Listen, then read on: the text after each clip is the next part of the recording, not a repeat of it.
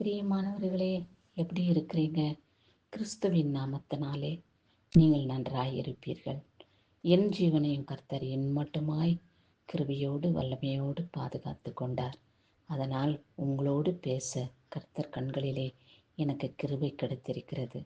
நீங்களும் கூட ஒவ்வொருவரும், ஆண்டவரே, இந்நாளிலே எனக்கு ஜீவனை கொடுத்திருக்கிறீர், பலத்தை கொடுத்திருக்கிறீர், உம்மோடு பேச, உம்முடைய சத்திய வார்த்தைகளை கேட்க எனக்கு நீங்கள் உதவி செய்தீங்க என்று அவரை நீங்கள் ஸ்தோத்திரிக்கக்கூடிய பிள்ளைகளாக வாழ்ந்து வர கர்த்தர் விரும்புகிறார்.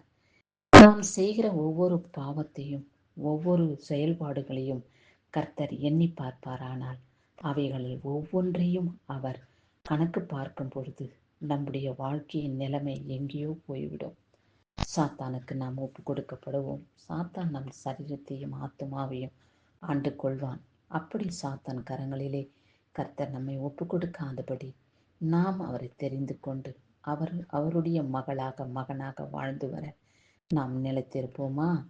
ஆம் ஆண்டவரே, இன்று முதற்கொண்டு என் வாழ்நாளிலே உம்மை சேவிக்க, உம்மை துதிக்க, உம்முடைய நாமத்தை தொழுது கொள்ளக்கூடிய மகளாக நான் வாழ்ந்து வருவேன் ஆண்டவரே என்று அவரிடத்தில் நீங்கள் விண்ணப்பம் செய்யுங்கள்.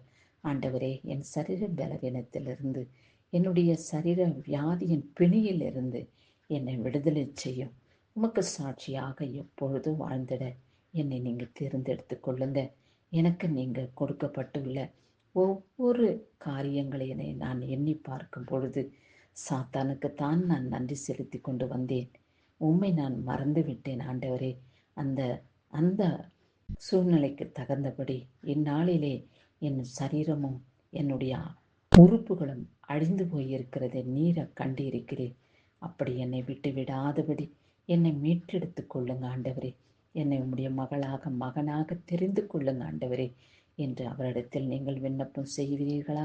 அப்படி நீங்கள் விண்ணப்பம் செய்யும் பொழுது கர்த்தர் உங்களுடைய பாவங்களுக்கு பதில் கொடுத்து உங்களை காத்து ரட்சிப்பார்.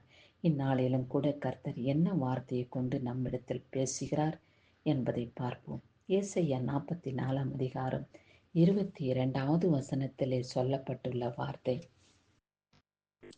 உன் மீறுதல்களை மேகத்தைப் போலவும் உன் பாவங்களை மேகத்தைப் போலவும் அகற்றிவிட்டேன். என்னிடத்தில் திரும்பு, உன்னை நான் மீட்டுக்கொண்டேன் என்று சொல்லப்பட்டுள்ளது. நம்முடைய மீறுதல்களை கர்த்தர் அகற்றி விட்டதாக கூறியிருக்கிறார். நம்முடைய பாவங்களை மேகத்தைப் போல மறைக்க பண்ண வல்லவராயிருக்கிறார். ஆமாண்டவரே, உமக்கு பிரியமில்லாத செயல்பாடுகள், நீங்க விரும்பாத வார்த்தைகள், செயல்கள் நான் அநேகம் செய்திருக்கிறேன்.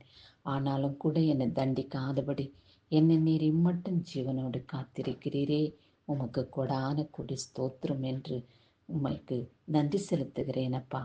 அது மாத்திரமல்ல, இனி நான் விக்கிரகங்களை ஆராதனை செய்து விக்கிரகங்களை சந்தோஷப்படுத்தாதபடி, பிசாசின் கிரிகள் ஒன்றும் என்னிலே இராதபடி உம்மை பரிசுத்தமுள்ள தெய்வத்தை வணங்க என்னை நானே பரிசுத்தப்படுத்தும்படியாக நான் உம்மிடத்தில் வந்திருக்கிறேனப்பா.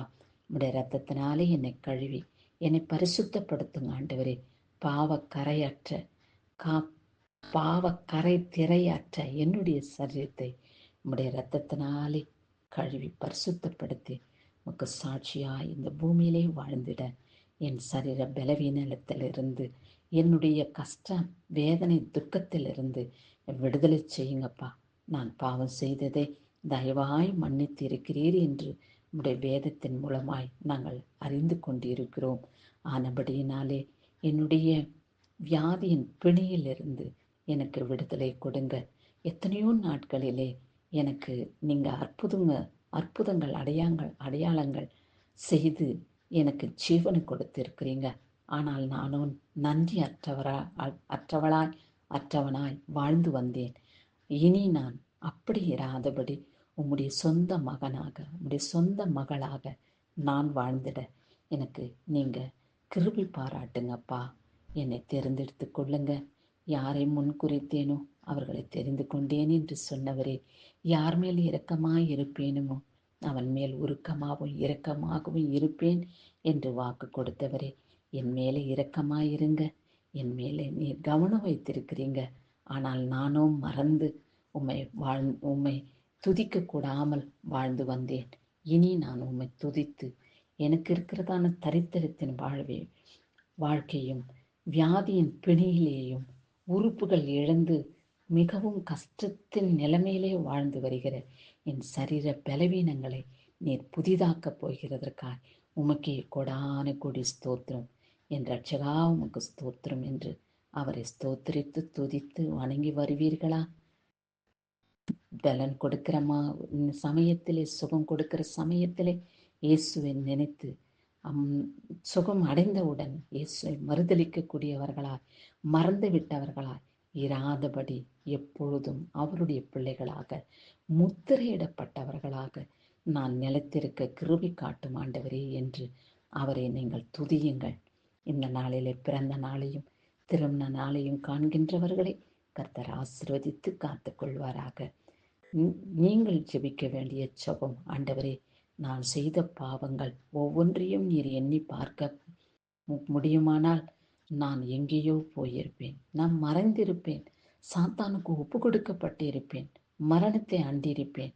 அப்படி என்னை நீங்க வைக்காதபடி இம்மட்டும் ஜீவனை கொடுத்து இந்த நல்ல நாளையும் திருமண நாளையும் பிறந்த நாளையும் சந்தோஷத்தோடு என் குடும்பத்தோடு நான் கொண்டாட நீங்க எனக்கு உதவி செய்தபடியினாலே ஆயு நாட்களை கூட்டி கொடுத்த தயவுக்கா உமக்கே கொடான கொடி ஸ்தோத்திரம். ஆண்டவரே, உம்மிடத்திலே நான் திரும்பி வருகிறேன்.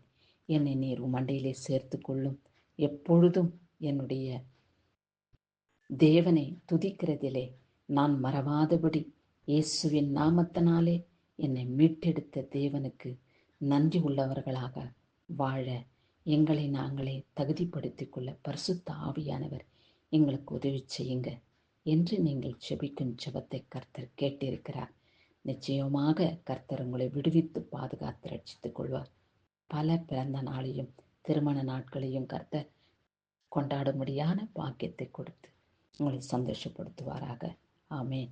கிறிஸ்துவுக்கே சதா காலங்களிலும் மகிமை உண்டாகட்டும்.